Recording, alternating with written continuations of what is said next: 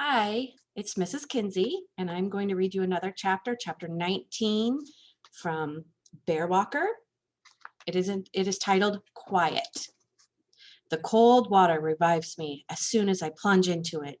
Somehow, I'm not dead. Even though my back and shoulders smart, it doesn't hurt that much now.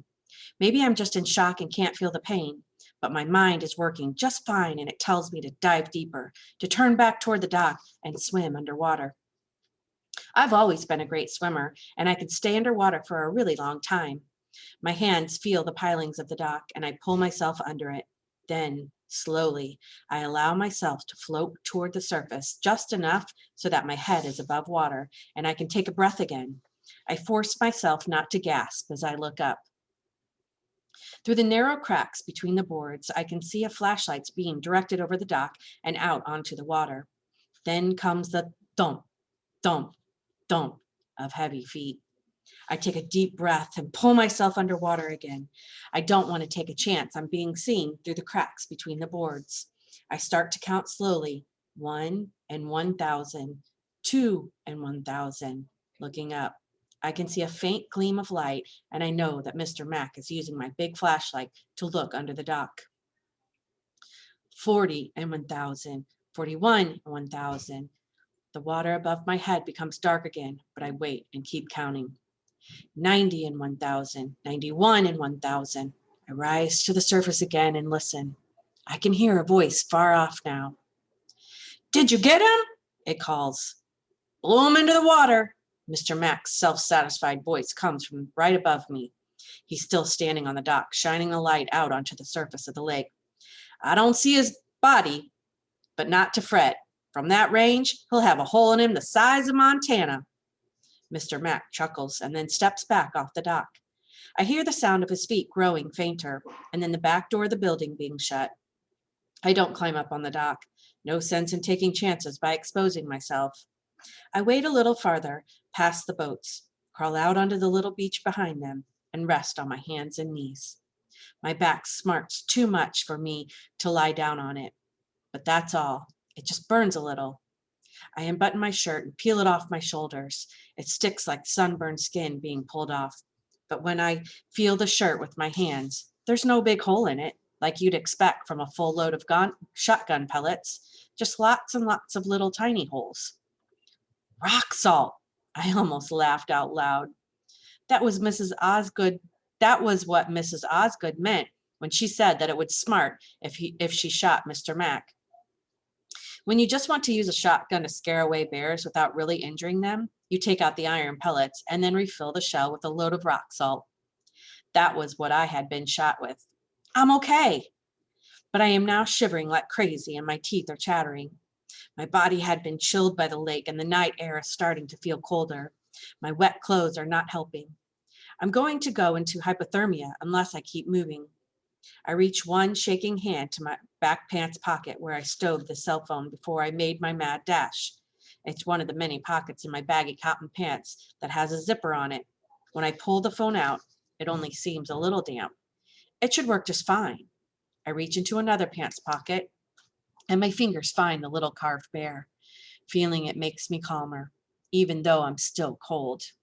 I leave it there, and trying a third pocket, I find one of my disposable flashlights. I bend to shield it with my body, cut my hand over the end, and press the switch. The light glows red through the skin of my hands. It's working. I turn it off, stand up, and begin to feel my way along the shore toward the Osgood's cabin. Moving helps some, but I am still quivering from the cold when I reach the edge of the building. I make my way around to the back and flick my light on just for a second. I almost say, "Hallelujah!" out loud at what I see. Just as I'd hoped, those old clothes that belonged to the Osgood son are still hanging there. I'm shaking so much that I don't even try to unbutton my shirt. I just rip it and my t-shirt off, a la Hulk Hogan in one of his wrestling matches, and drop them on the ground. I yank the closest shirt off the line and put it on. There's no pants, so I'll just have to make do with my wet ones. But I use a third shirt, like a towel, as I sit down and pull off my sneakers, strip off my socks, replace them with a wool pair from the line, and put my sneakers back on. Then I take a second shirt and put it on over the first. The second shirt comes almost down to my knees, and that's good. My fingers are no longer numb, and I button it up all the way. By the time I'm done, I'm no longer shaking. I flick on the light again and direct it toward the trail edge, where it reflects off a silver trail marker. I quickly turn it off. I'm not so worried now about the 3 men in the kitchen of the main camp building. The Osgood's cabin is still between them and me. They won't see this light, but there is someone else to fear in the darkness.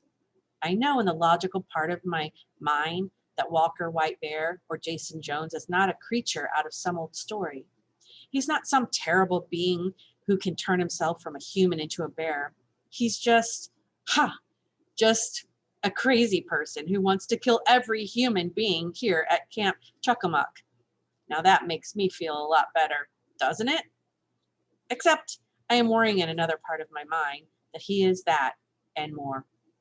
I worry that he can see in the dark and that he is out there stalking me right now. I worry that his senses are more than those of an ordinary human. I'm bleeding from my cheek and from the dozens of little puncture wounds on my back, and the smell of blood, the scent of a wounded animal, always attracts a predator.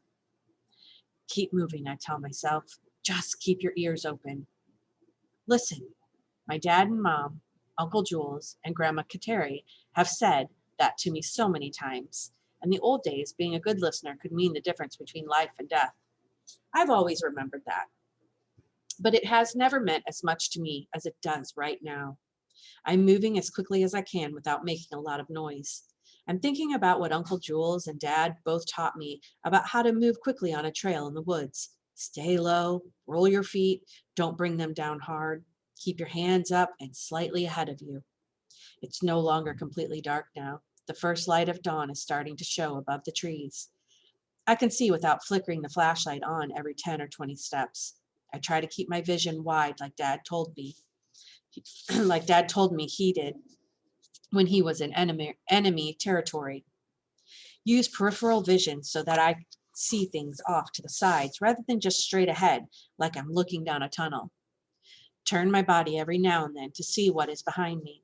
Keep going, keep listening, stay aware. Birds are beginning to stir in the trees, making their first tentative sounds before bursting into sunrise song. I no longer hear so many noises from the woodland creatures that come out at night, scurrying in the leaves and brush. People who have never been in the forest think it is quiet at night, but many animals feed and move about more at night than during the day. I've already spooked a little group of deer into bounding off through the woods, almost blundered into a porcupine that made a little moaning sound, rattling his quills against the brush as he moved away. In a way, the sounds and presence of those animals has been reassuring to me. It only becomes totally silent when a hunter's presence makes itself felt. It's getting quiet now, though. The forest around me feels something, and I feel it too. The trail, although it is rutted deeply by countless feet, following it over the years, is steeper now.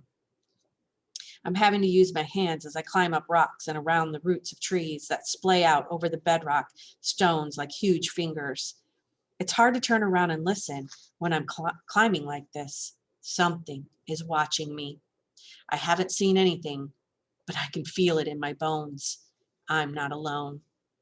I slowly settle myself back on the tree root I was about to scramble over. I move my head, taking in the whole circle around me. Just as I start turning to my left, I freeze. Another set of eyes is focused straight on me.